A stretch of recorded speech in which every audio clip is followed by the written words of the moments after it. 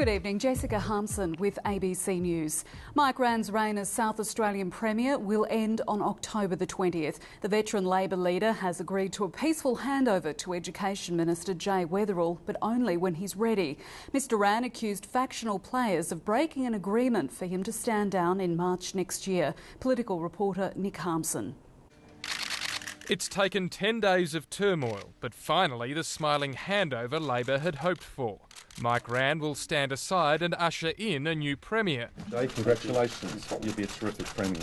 But not yet. I'm putting my state before my party, but by doing so, I'm serving my party best. The Premier met with staff on his return from India last night. He kept his successor waiting until this morning before announcing his departure date of October 20th. The people of South Australia elected me, and they have a right to know when and why I am stepping down. Mike Rann had previously denied he'd been told to go in a meeting with factional power brokers. I'm not being contacted by anybody who says that I will be retiring before the state convention. Today, the real story emerged. I was told that it may now be better for me to vacate the premiership sooner than originally intended for March next year. That March exit date was well known by senior party figures, but hidden from the public. When the ABC revealed details of the meeting, Mr Rann knew his timetable was untenable.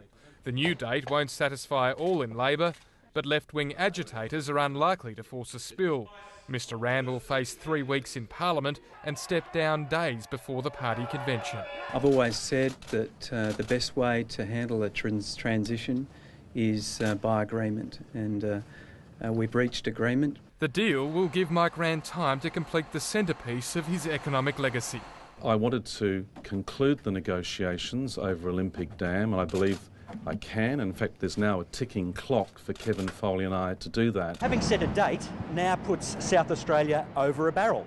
BHP Billiton can now hold out for what they want. But worse still, we've seen this state be put on hold for at least 10 weeks because of Mike Rann's ego. Mr Rann says he hasn't decided whether he'll quit Parliament, but with his former deputy remaining coy on his own future, the prospect of twin by-elections looms. I've enjoyed 9 of the best years I've had in working life with a guy who was not just a great boss, is a great personal friend. The Premier in waiting says he'll now captain a united ship. I'm not here to pretend that it was all smooth sailing, and I'm not here to pretend that there weren't some bumps along the way. His colleagues are hoping a bump in the polls is on its way soon. Nick Harmson, ABC News, Adelaide.